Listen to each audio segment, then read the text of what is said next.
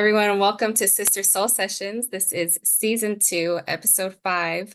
It's going to be extra sweet tonight. We are joined by a very special guest, Miss Sianni Dean of Cranky Granny's Sweet Rolls, located in Austin, Texas. I am your host, Brittany, and I'm joined tonight by my wonderful co-host, my sister. Hello, I am Amanda Armour, co-host of Sister Soul Sessions. So nice to meet everybody. So tonight we're going to get started with diving into Granny Sweet Rolls, trying to understand Sianni's journey and her path and getting to this wonderful business that she has created. And this wonderful founder has given us her time tonight, so we're going to pick her brain. If you would, Sianni, just introduce yourself and a little bit about your business, please. Oh yeah.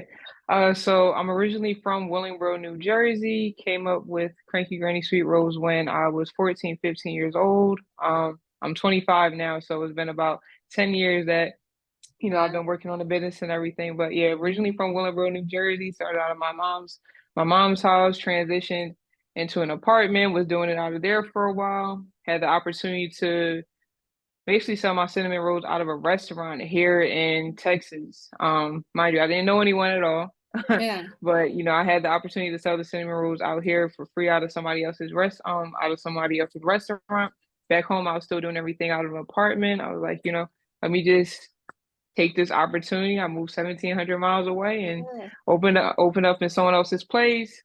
Then I eventually got my own storefront. So the That inspiration is behind Cranky great. Grannies is my actual granny too. So Yeah. it's very Oh, that is special to me. amazing. Yes, true Yeah. legacy building. That is amazing. That is amazing. And for you to move at such a young age, yeah, I went to college, but it was still, it was 2 hours away when I was that young. You know what I mean? So that is Right. amazing. But you said you started at 14. I know that you were heavily involved in like the entrepreneurial club in school. Is that like Mhm. where you really honed in, like, I will make this a business? Yeah, but I've always had this entrepreneur drive, and I'll say I've been an entrepreneur since I popped out, honestly. Yeah. So like from, let's say, when I was in like preschool and stuff like that, I used to sell candy. My mom, she used to work at a Is that doctor's kid? office. Yeah, I was that kid. I had the snacks, the candies, the juice. I used to make my mom would give me like the little bracelet kits. So I would make the little bracelets, go try to sell them to a little girl at Yeah. school. My mom worked at a doctor's office, had like a bag of these little pagers. They look like little cell phones. Take those to school, try to sell those. I was selling any and everything that I could. Everything. Yeah, so and then like my dad, he taught me about supply and demand. My mom, she taught me about saving and stuff.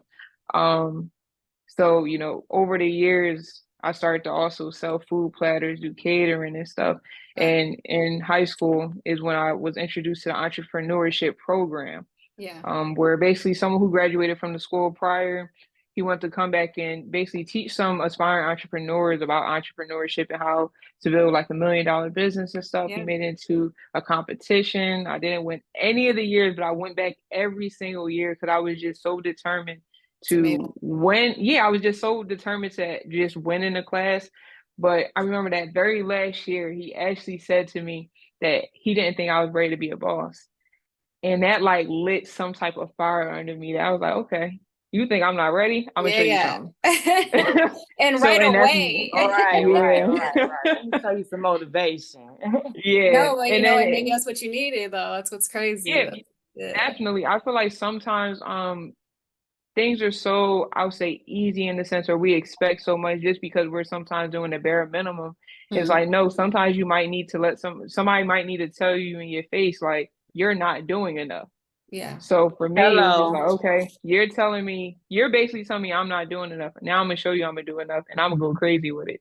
So, And and yeah, and that's showing yourself, you exactly didn't what I even know did you could after. get there. Yeah, you didn't Right, even know right, that there right, was more right. to give. You're like, no, I'm trying to win. I've been trying to win Yeah, all 4 years. But yeah, exactly. to know that you had a little bit more gas, in your tank to really propel yourself, and then 10 years later to not be in anyone's shop, but to have your own and have, your legacy and your grandmother a part of it. So like, were you always like a baker? Did you go to school? No? Oh, crazy. Okay. No, no. So So how did like we get I here? Yeah.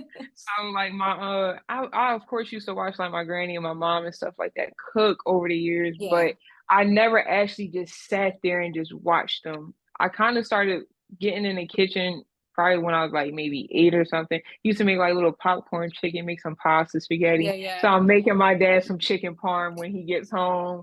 Mhm. Or just little things like that. So I just started playing in the kitchen at a very young age, whether it Yeah. be like little eggs and just different things.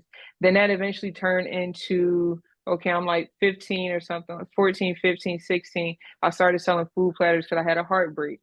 And I had a whole lot of negative energy. I was like, I'm gonna Yeah. turn all this negative energy into something positive. All of my Mhm. things, basically every time I elevate or something, it happens from me having something Yeah. negative going on. I don't Right. like dealing with the negative, so I just turn it into something else. I'm like, how are we gonna make some money from Beautiful. Yeah. this?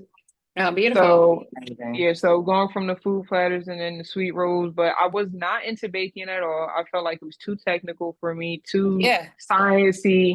Because it's not, baking and cooking are two totally different things. But Mhm. cooking, you may burn like a gravy or something like that. You can put a little flour or some potato to add some extra water or something like that in there to try to take that taste out. With baking and stuff, it's literally a science. You add too much salt, too little sugar, one too many eggs, too less. Humidity there. Yeah. Yeah, Everything. That's all those yeah. different things take a part into baking where things could kind of start to mess up. I was like, I'm not really interested in it. But I seen there was a void in the market. There was another a larger company out there that of course offers cinnamon rolls.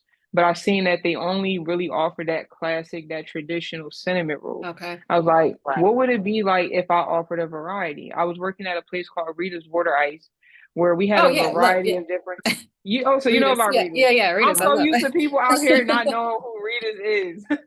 I was like, yeah, uh, the ice. Yeah. yeah, so I was working over at Rita's Water Ice for about maybe 4 or 5 years, and we offered probably about 30 different flavors every day. So I seen that there were people that like the chocolate water ice, mango, Yeah. strawberry, mango, so many different Cream. Yeah. options. I'm like, so not one person just wants one thing. Mm. So I'm like, okay, what if I do that, but with cinnamon rolls? I offer a variety of different cinnamon rolls. Some people won't know they want a peach cobbler or a banana pudding or a I strawberry shortcake didn't because know until cream I Woo! saw cinnamon it. roll Yes. Right. until you're offered it. So I was like, we can fill that void with making sure that we're giving our people fresh baked cinnamon rolls. Mhm. So you're not knocking a can on the counter trying to pop it over or something. You're coming to a place we're making everything from scratch, from the dough, glaze, topping. Some people say artisan style. Yeah. We're still using a rolling pin. We're not using any extra machines or anything like that. So we just wanted to really fill that void and be able to give people something that's going to be delicious. No, Right, and I right. mean, it looks delicious. Whatever you're doing with the what was it that I saw today? The bananas, what was it? Foster's or something, bananas on it. The banana Um, pudding, we got the banana pudding, a banana cobbler, the strawberry banana pudding. We have so many different options. listen, Oh, The wow. listen. menu has definitely grown over the years. So how do you feel? So with that, and there being such a demand of always having something new, especially with like this TikTok new world and things like that, like how do you Mhm. keep the traditional, like, your grandma's recipe and still make sure that you're staying innovative with all these different flavors? Like how difficult is that to marry the two? It's difficult and not difficult at the same time.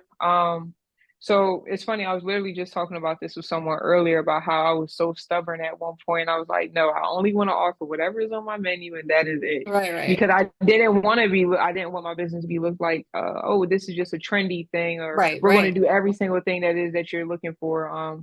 Because then we have to also start taking into consideration as a business owner, okay, all the different costs and things like that, the labor, and making sure that this is something that could be sustained, and not just because Sianni can do it, but I'll be able to teach this to Right, other people as well, right. because that's how you actually grow a business, not just by being a one man or one woman show. So Exactly. at one point, I was very stubborn on, okay, no, we're only going to have the flavors I have, and that's it. But I eventually got to a point where I was like, it could be a whole nother layer to this where we give people, of course, we have our 12 core flavors, our 12 Right. to 15 core flavors, and our vegan flavors as well. But what if we add an additional one every single week? We kind of get a chance to try out different flavors where it's like, okay, now we can probably take one of the menu items that aren't selling as well and add on this one. Because when Okay. we had it as a flavor of the week, it was absolutely amazing. Like our tres leche sweet roll, for example, or our toasted Mhm. caramel crunch. Those were only supposed to be one-time flavors. They so happen to be top sellers when we were doing them that we had to keep them on the menu. So it gave us a chance to kind of test the market every single week, see what's good and what's not. And then it also gave our customers and stuff something new to always look forward to. So it's Yeah. like Right, it's right, you right. know that you like a peach cobbler, which is something we have every single day. Mhm. But now it's like, oh, we have the chocolate covered strawberry sweet roll, like our Yeah. flavor of the week this week. We have the chocolate covered strawberry sweet roll this week. So now, oh, I'm gonna go get my peach cobbler and I'm gonna try out this flavor. Then we have other people that's just like, I'm just trying out the flavor of the week every single week Yeah. and marking it off every Mhm. single time. If I get a So 4-pack, I can put that new one in there every time. Right, exactly, right, right, right, right. exactly, yeah. No, So that is amazing. it's really giving the customers what it is that they want. And sometimes it is kind of difficult trying to figure out, okay, what's the next flavor of the week going to be? But it's really about just sitting down and really planning and just trying to utilize the things that you kind of already have, because you don't want to go too off the market with some of your things. You want to really be able to still stick to the core of what it is that your business is. Right. Um, but still giving the people something that's going to be a little bit different. Really, again, just utilizing the things that you have and seeing what different flavors can we make with these things. You can make so many different things with just chicken or with just some type of Yeah. So Right. broccoli. And I that, was So just many going to different so say things. that. Like, So it's I the same thing with definitely cinnamon agree on rolls. that. Yeah, I Exactly. definitely agree on It's that because I own a wing business as well. And at first, when I first started out, I was just like, look, these are the flavors that we're going to do, and I'm just going to stick to that. And then I noticed, other people like JJ's Fish and Chicken, they offer a different variety, a different type of chicken, what if it's breaded, whole wings, or whatever. So then I had to think about, okay, let's do flavor of the week, like you said. And people didn't even realize that I had those flavors, but it's all about, marketing strategy and keeping the people guessing and interested, and wanting to come back and try, something that they never, tried before. right, exactly. It keeps everything interesting, gives it always a fresh new look, and it also gives you, from like, let's say, the marketing standpoint, something new to always put out there too. It's only but so many times you can post a picture of fries or a picture of a Right. cheeseburger or something like that. yeah, It's yeah. actually giving a little oomph. I'll say Little, that. got a little razzle on it, little Right. razzle A little dazzle. razzle dazzle with it. No, Right. and they all look like they have razzle dazzle on it. Like the sweet potato pie, like the one with the chicken on it. I was like, so she back there frying chicken too? Like Yeah, it yeah, just no. And I love that you get to incorporate your love that you still had for cooking originally, and now bring it back into baking and things like that. So just marrying a bunch of things that you love and do well, and that is amazing that you get to do that. Do you feel definitely. so with that marrying thought? Do you still have your grandmother involved? Does she like still give you new flavors? Is she kind of just like, you got it, this is on So you? Granny is really hands off with the business. Is So she? I'm the original like start and everything of it. Yeah. She's the inspiration behind it because I wanted to be able to bring those happy times and great delicious times that we used to have at her house into other people's lives. But I'm the actual brainchild behind That's the beautiful. actual business, how everything goes as far as like the different varieties, the recipe and stuff like that too. Oh, that's But great. I've Granny is definitely, I would say, very happy and very proud of everything. So I Oh, definitely I can do imagine. touch base with her very often and let her know how everything is going, and she's super proud. She's actually I came bet out you here to Texas would. to our first store's grand opening, and she was Oh, super wow. happy. So how many So stores are you at now? So so since right inception, yeah, where are we at? So right now we're only at one store. So we had our first store over smack dab in Austin over at a place called the Domain. We had to close that storefront, but now we're over in Pflugerville, which we're still in the Austin area. We're probably Okay. 10 to 13 minutes away from our last storefront. So So from switching from like being, like downtown almost, to like an mhm. outskirt, do you feel that that affected business? Do you now have like customers that are just consistent now because you are like, in a place where everyone can get to it a little easier and things like that? So it's it's been Yeah. I'll say A give or take. it's a give or take. So where we were at before, we were at a very popular place. This is a tourist. Yeah. This is You're coming to Austin, people are going to tell you to go to the Domain. Okay. So we weren't on the most popular side of the Domain. Okay. So we definitely depended on our social media following and stuff, and the word of mouth that was getting out about Cranky Grannies. Um, but I really like that location because again, there was some type of foot traffic over there. Where we're Yeah, at right now at is some not point, as yeah. much foot traffic, but we are in a place that's more it's better for the customer. I feel like they're able to find us a lot easier than Right, what we yeah. were at our last location. Um, Okay. we had some advantages of moving around so much. So when we came to Austin, I always ask people, which start do you want to start at? Are we starting from my very beginning, or are we starting from when I came here to Texas? Some people think Oh, true. I Yeah, just I started everything here in Texas, but I yeah, really started everything back home in Willingboro, New Jersey. yeah. So when we came here, we were in someone else's restaurant. 4 months later, I opened up my first storefront. We Wow. were there for about 16 to 17, 18 months. Then I had to close that storefront. Then I was in someone else's restaurant again for about 9 months. I didn't have my own store. And then 2023 is when I signed the next lease, which is where we're at right now. Amazing. So I feel like we were in Austin the first time, we were in East Austin. Then we were in, what is that, North Austin, I would say, where the domain was. Then we were over in a place, a city called Round Rock. Now we're in Pflugerville. There's been a lot of moving around, but I feel like there's been an advantage in our moving around. Where we're at right now, we'll be here for at least the next 3 years. Right, right. But but where with the I feel like the advantage of moving around was the fact we were able to get our name out in different areas where Right. probably wouldn't people Right, probably wouldn't growth. have heard about us if we weren't there. So Mhm. now you do have those customers that have followed us all the way from when we were in that first restaurant to when we opened up in the domain to when we were in Round Rock and now here in Right. Pflugerville. So of course there has been customers that drop off because sometimes it's the thing where it's out of sight, out of mind. Cranky Grannies isn't convenient for us anymore. Right. But then we do have those a lot of customers that have followed us from the Like, I'm very gonna go all beginning the are way over still there, coming to yeah, support. just to grab them. Yes. Yeah. No, Yeah. that's amazing. That's a beautiful organic way to have tested the market too, Right, in the Yeah. right. area that you're in, because that's what's difficult. Sometimes you don't know if this is the best area for what I'm doing, but you got to Until you experience get that. there. Yeah, Right. Yeah. And then how did you deal with that? Closing down a store, going back into someone else's, restaurant, things like that, that builds character, of course. I know, like you said, every time something, may have knocked you down a little bit, obviously, that gives you a little bit of fire up under you. Is that kind of the same thing that happened with that? Most definitely. I know when we were leaving our last storefront on our very last day, we had at least a good, I don't know, probably at least a good 75 to 80 people in that line before we even opened up the store. And we were going all day. Yeah. Because some people were, of course, just wanting to come support us on our very last day being there. But then there was also those people who they didn't know when we were going to come back. Because sometimes Oh, when you true, see a true. Yeah, yeah, restaurant yeah. close or a business close, you think they're closing for good. For me, I always knew we were making a comeback. It was just a Right. matter of when for me. Yeah. So it definitely did build character. And build like that persistence to be able to really say, okay, no, we are going to definitely make sure we do every single thing that we can to make sure we get back into our own place again. Going back into someone else's restaurant again, it definitely was humbling because we were having it over at our last location. It was Yeah, yeah, definitely yeah. a popping place to come to.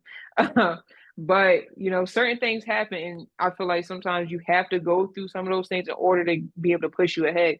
Because if we weren't in Mm-hmm. some of those difficult situations, we wouldn't probably know how to handle other situations. So you Exactly. need some of the bad or the quote unquote L's that people say to happen in order for you to be able to deal with the wins the right way. We wouldn't have Yes. known how to deal with a 1,600 square foot store that we have now if we didn't have that first 826. We wouldn't have even Exactly. known how to deal with the 826 if we didn't know how to even deal with customers on a day-to-day basis in the first restaurant. Because Exactly. back home in New Jersey, I was just selling food platters and doing Cranky Grannies Friday, Saturday, Sunday. So Mhm. now we're going to doing this 5 days a week for set hours.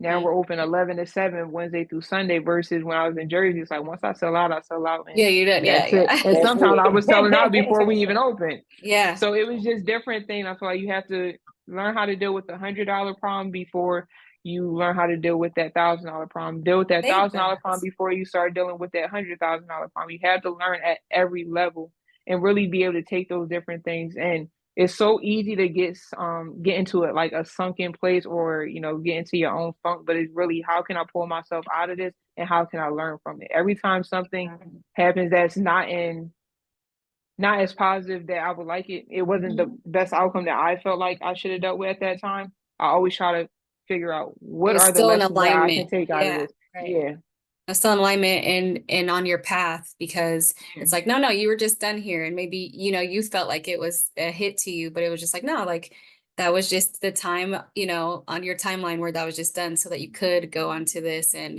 build and be bigger. So yeah, I exactly. really want to stress that, because especially now with so many people, getting famous, or their businesses popping off because of social media.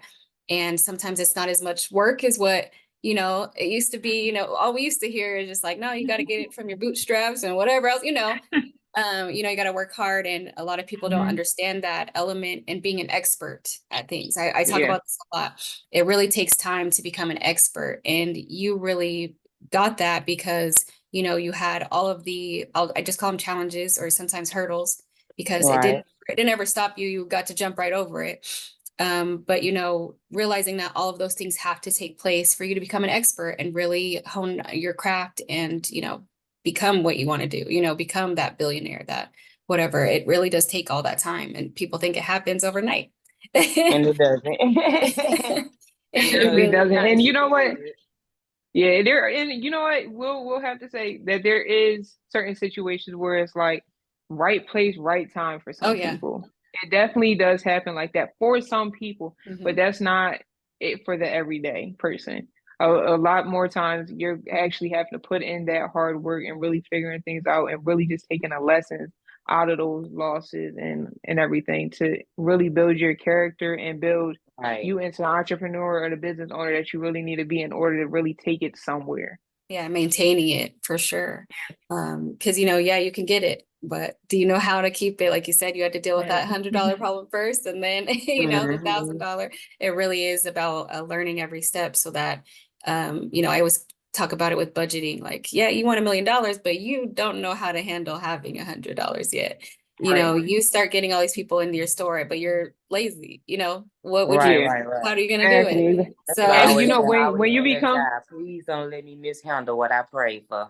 yeah. definitely, and some people, I feel like sometimes we don't really even know what to ask for. Sometimes we just say it, and I've always said I feel like there's a difference between wanting something and like an idea of having it. Yes. Sometimes too many people like the idea of having something, but don't really want to deal with everything that comes with it. It's great to have a storefront, but do you know what it's like to really have a storefront? When you open up a storefront, especially when you're going like the bootstrap method, it's not like you have investors and stuff like Yeah. that. Yeah. A lot of your time isn't your time anymore. A lot of your time is going to your customers, um, and your And staff every and part of everything that else that goes business. along Yeah. with the business. Right, Yeah. right.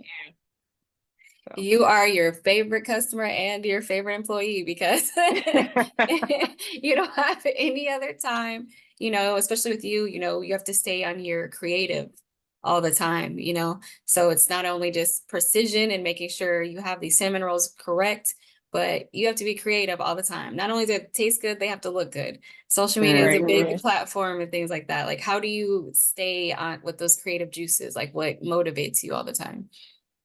Honestly, I get like sometimes I get a brain that's just kind of like, oh my gosh, I can't think of anything. Like, Yeah. okay, because I control the social media aspect of things too. Oh, So do you? Oh the my gosh. editing, yeah. So we do. So I control the social media as well as coming up with all the different ideas, as well as also working in the store and stuff as well. Now Creating there the, had yeah. Ooh, Yeah, so I have been blessed this time around in order for me to be able to hire people. So I do have people that's working in the store, but a lot of the behind the scenes work, I'm still handling that. So it wow. does become a lot to still be able to be creative, as far as coming up with different ideas from the marketing aspect to the different cinnamon roll ideas to, okay, what kind of events should we do, or what kind of giveaway should we do and stuff like that. That, yeah. Because it's a lot of decisions that you're getting. You get like decision fatigue. Fatigue. Yeah. I say that all the But time. it's really about when you are in that creative moment, really taking advantage of it. So it's like, okay, I'm coming up with a whole bunch of different Yeah. flavors right now. Let me make sure I just write everything down because I may not remember this in the future. And now this is something I could kind of come back on. But really just trying to also take that time. Like I feel like I'm the most creative and I get some of my best ideas when I'm walking on a treadmill or I'm working out or something. Because now I'm killing two birds with one Yeah, stone. yeah. I'm able to work out and I'm And able to your still brain get has to work go done. somewhere anyway. Yeah. Right, Exactly, right, yeah. right. Exactly. So So I'm no. not looking at the time the whole time. Yeah. No, seriously, I have like a creative hour where I wake up at like 3 a.m. and well, I'm bugging them until about 7 a.m. But from 3 a.m. to 7 a.m., I always feel like those are my creative hours. Like it doesn't matter. I'm gonna sit there, I will read, meditate, all the things and make sure that I get everything out because, like you said, the rest of your day, a lot of times it doesn't belong to you. So Yeah. get that time where you Exactly. can recharge your brain and also spend time with your thoughts of just like not using it to fix things because I feel like that's what a lot of your business is. You have to solve a lot of problems, make sure I know how to do this, all of these things, but also just like, okay, I'm creative. I love this again. So I do that in the morning. I have to remember that I love it. Do you feel like you have to take those steps back sometimes and just remember that this is what I want? I love it. Or do you Yeah. just every day is great? Yeah, no. Not every day is great. No. I have a lot of time, just like anybody. Somebody can have their dream job and they're still gonna have those moments where they're like, all right, man, I don't feel like doing this. What am I doing this for? So I always have those moments. I have a lot of those moments where I'm just like, man, I'm just tired of doing this hustling and bustling and trying to figure things out. But then I just always get reminded of, okay, we are still in business. Most businesses don't make it past 5 years. Hello. We're still in business, no matter if we're doing exactly what it is that we want to do right now or not. We're still in business. We still Yeah, have people that are like, oh my gosh, I need these mouth-watering cinnamon rolls. yeah. And I still have a family I want to make proud. Myself, I want to make proud. And I'm still trying to make sure I can keep that legacy going. This is something that will not only feed me and the people around me right now, but will be able to be something that's ongoing. Since I was 14, 15, I've been talking about generational wealth. And I'm not just talking about the monetary side of things, but the actual lessons and things like that that we'll be able to pass down as well to make sure that's something that we can keep. Right. I feel like everything has to start somewhere. And if that's starting with me, but my kids or my nieces and my nephews and so on and so forth will be able to keep that going. That way we're building something great. Yeah, that's beautiful. That's what's up. Yes, and you definitely are. You are well past on your way, and I know your family's already proud. So because you are really killing it, and to have left home, you know what I mean, and start somewhere else. That's something that's really big and stands out to me because, like I said, you were very young and you didn't know anyone. Like, how was that journey? And how did that inspire you to really like get your storefront, the first one that you had? Because that's a big location. That's a big step, right? That ain't something Yeah. to sleep on. Yeah. So it was definitely a difficult, not, I won't say it wasn't really a difficult decision to make to come all the way to Texas. For me, it was like, what's the worst that can happen? For me, I knew that I was going to do everything in my power to make sure that Cranky Granny Sweet Rose was going to be a success and be some type of household name. So when I came out here, it was Amen. strictly Yes, to for that. business. It was strictly for business. I didn't have anything personal in mind. So it was myself and my girlfriend that moved out here. I knew one person, which was the person who connected us with the Right. restaurant. Um, and for me, it was difficult in the sense of how are we going to do this? We don't know anyone. But it was like, okay, now you just got to figure it out. Okay, let's join some Facebook groups. Let's start to, get the word out into the community. Let's make sure that we're letting people know we're leaving Texas. I mean, we're leaving New Jersey and we're going to Texas. Make this a big deal. Now you have people telling their family and friends, hey, there's this young girl, Sianni Dean, that started a cinnamon roll company here in New Jersey, is moving to Texas. Go check her out when she gets there. Now the word continues to keep building that way. So it for me was, okay, how are we going to do this? Sometimes I just do stuff and I figure it out after. Like with my first That's storefront, me. like with my first storefront, I didn't necessarily have all the funds in order to get it done at first, but I was like, this is going to be perfect. This is Cranky Granny. This is going to be Cranky Granny storefront. I signed it, and I went and called one of my mentors, and I was like, I just signed something. I don't know how I'm gonna get it. So now me and him started brainstorming. Yeah. And he gave me some good ideas. And of course I went into like my savings and stuff. Again, we bootstrap method. I don't have any investors or, outside huge loans and stuff like that I went to go get the business, like go get for the business or anything. I just was like, I'm very determined to make sure that this works. And I kept that promise to myself to make sure that it worked. So I got over the scary part of trying to figure out, okay, where are we going to find the customers at? I just made sure to do the work. Mm. To You bring build the it, they will customer. come. Hello. So it's gonna speak Yeah. for itself, baby. The product speaks for itself. Yes. Yes.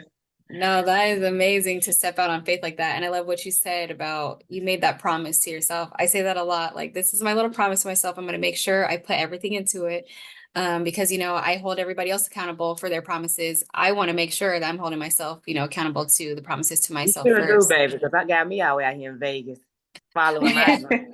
Yes. So, and I push her. Yeah, she also moved from Chattanooga, Tennessee to Vegas, and started the wing business and is on. Well, if you want to discuss that too, because yeah, you guys have similar Yeah, DoorDash, processes. Grubhub, we're gonna be on Uber Eats, all that. Like, I'm I love excited. that. I love that. And sometimes it is definitely really scary to go to a whole new place and like, all Yes, right, I'm and gonna I start a have business. 3 But you know kids, and what? I don't know anybody out Yeah. here. And she was like, "No, you said you want to do it, so let's just go." So And I look, put my sometimes that's the drive you need. money, and we Yeah. here. So it Look, was sometimes amazing. you gotta be uncomfortable and just figure out how you're gonna get comfortable again. Yes, I'm If like, I'm every gonna start over. What these customers gonna come? Like, what do I need to do? You know what I'm saying? I was like, you know what? We just gonna figure it out. And it's just been growing ever since. Like, you'd think that I've been out here a whole year the way they out here chewing on these wings. And I've I only been love out here that for since you. October. I absolutely love that for you. Yeah, because that's what it really is about, like making sure that you're just following what God told you already. Like, you already heard it, you got the message, just follow that path because it's gonna happen. Like, you already saw, you walked down there, you were like, this is my building. And we probably didn't have, they said the price, and you were like, Right. I've never even heard of those numbers. But really, really making sure that you just followed what you were supposed to have, and you did it. That's the thing. Now it's an accomplishment. Now it's something that's like, yeah, that's what I did last year. Now what? So Right. that's what I love, that, the elevation that you continue to have and the success that you're having with these cinnamon rolls. Now, is it cinnamon rolls? Do we call it sweet rolls? And what's the difference? Why did you go with sweet rolls as the name for it? Is it because So of it's funny. the No, so Cranky Granny Sweet Rolls, it was like a mashup of two different names. When I was in the entrepreneurship class, I was basically writing down all the different names I was coming up with, and Mhm. somehow Cranky Grannies and Sweet Rolls came up, and they were two separate things though. Oh, okay. I can't remember what was going along with Sweet Rolls originally or what was going along with Cranky Grannies originally, but we eventually just smashed those two together. Oh, wow. But Sweet Rolls, if you look up where did cinnamon rolls originate and everything like that, they were originally called Sweet Rolls. They weren't Okay. originally called cinnamon rolls. I can't remember exactly when we started transitioning to cinnamon rolls, but Sweet Rolls was like the original Oh, see, I name didn't know for that. them. Yeah. Okay. But yeah, so Cranky Granny Sweet Rolls, cinnamon rolls, sweet rolls, same thing. Yeah. But I feel like on the internet, it's a whole lot easier for people to be like, "Oh, I know what a cinnamon roll is." Some Yeah. people But are like, this "What is is this? What is a sweet roll?" Mhm. Even though it's the same thing, it's just which one does the customer identify with more. No, yeah, that's why I Um, thought the name was super Okay, that's catchy. Like, smart. yeah. and so I was like, that's why damn, you when have I all the came just variety. Yeah. All right. yeah, Well, what's so gonna that's make my why business stick out? You know what I'm saying other than yeah, others. The sounds the same, but right. And sometimes it's cool to still have some of the things that are just familiar for people. Mhm. So like we use sweet roll and cinnamon rolls interchangeably. Before at one point I was so stuck on don't call them cinnamon rolls, they're sweet Okay, rolls. yeah. You're not calling them, but I eventually got to a point where it's like whatever is going to make the customer more comfortable. They know this is Cranky Granny. You know where you're coming Yeah, to. yeah, that's the So name, right. Yeah. And where do you hope to be with Cranky Grannies? Say you're moving really fast within like the next like 5 years or so. Are you looking at chains, franchises, things like that? Yeah, so since I was again 14, 15, I've been pretty consistent with my thought process as far as what it is that I want for the business. Now, other things have popped up into my mind of, okay, we might also go this direction as Right. well. But I've definitely stayed consistent with the fact that Cranky Grannies is eventually going to franchise. Okay. So that's not something that is like kind of Okay. like a one or something like it's just a matter of when for us. Okay. So, and I would have actually been focusing on opening up a second location by now if I didn't shut down the first one. But once I got the news that the first one was going to be closing down, I kind of had to redirect my attention Yeah. to, okay, we got to find another one now. Yeah. And then we'll build that one up again. And then we'll start figuring out, okay, how can we open up a location in Dallas, take one back home to New Jersey, open one Right. up over in Atlanta and other areas as well. But hey, franchise. Oh, that's Vegas. right, girl. We about to make our first million this year. You're So right. I So love just put that. them on the list. ready. Most definitely. We'll do the Vegas location. So just put us down on the list. No, I will Right, actually right. be in Vegas. We actually had a residency over at the MGM over in Vegas for the Pepsi Diggin. And oh, no way. we'll have another specialty item over at one of their restaurants over at the Delano over in the MGM next week actually. So we'll be doing a peach cobbler French toast. It's a Well, peach cobbler French okay. toast. Yeah. So sis, we will Man, be you need to showcasing. drop that in Listen, the we link will be because, showcasing. baby. Yes. We'll drop all that information in the link because we Right. know too many people in Vegas that that's Yeah, getting sold tell them to out. definitely come through because That's getting sold out. it's myself and four other black chefs as well that'll have specialty dishes at the Delano. So make sure Oh, that they that's come through. amazing. Okay, that is amazing. Yes. And I love that hotel. So I'm very I excited will for be that. there. Right. I already know my sister's gonna be there. So yeah, what a wonderful Black History Month to have that showcase there. That is amazing. And It is. with that, I see that you also were going to be in Dallas as well. You're going to be Mhm. doing is it a fair and things like that? Yeah. I just want to make sure that everyone knows where they can get this. I have some family in Dallas, so I was talking to my mom earlier, and she was like, "Well, where are they going to be at?" Everyone's been watching these videos, so yeah, please let us know what that is about and how fairs go for real, because we've done a couple and Right. it's a lot of work. So yeah, so we were in the VIP section at ACL a couple years ago, just giving out like free minis, but Right. it was a totally different ball game once we did Honeyland this year over in Houston. That was our first festival that we did, and it was over 20 something thousand people. There was a 2 day festival. And it was great. It was different, but it was Yeah. definitely great. Happened because now we had to bring basically all this different equipment in order for us to do it on ground, to make everything fresh there. Yeah. So us going over to Dallas and Houston for these festivals, that'll be our second and third time doing an actual festival. So it's the Foodie Land Festival Oh yeah. for Oh man. Dallas. That's going to be April 19th to the 21st. For Houston, that's April 5th to the 7th. So we'll be out there for 3 days, both locations. Okay. So Foodland Fest. Yeah, I love all the foodie fests. So yeah, like I said, Right. because I honestly am one of those foodies, like I travel just to, enjoy the food of wherever I'm going. I go to all the festivals, all the fairs. I'm one of those people. So Yeah, definitely you guys. foodie. Yes, every time I'm at her house, I want wings all day. I'm just one of those. Look, I would love to come over there. I love me a good wing. Stop playing. Oh man, they finger looking good, baby, and we fry them hard the first time. Yes. That. Yes, all original sauces, all homemade. Honestly, they're the best. I know I'm biased, but they're the best wings that I've ever had. So, Well, thank you. so yeah, so we definitely, want to see you continue to grow.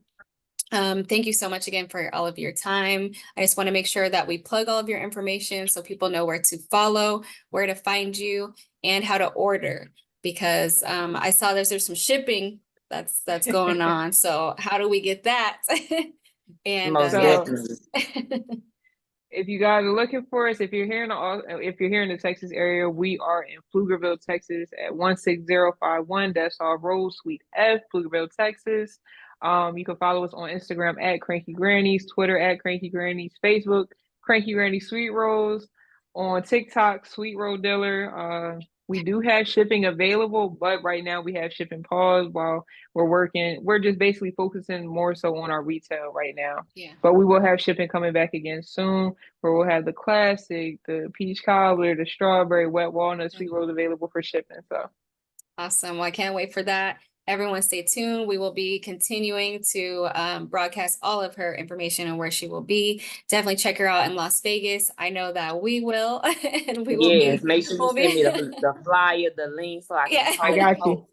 post, We will baby, be, because yes, you we will showing be up. reposting. So again, thank you guys so much for joining Sister Soul Sessions. This is season 2, episode 5, with the sweet roll queen here, or the sweet roll dealer. We roll Dealer, excuse me, dealer, Sianni Dean. Thank you again so much for your time. You guys have a wonderful night. Thank you.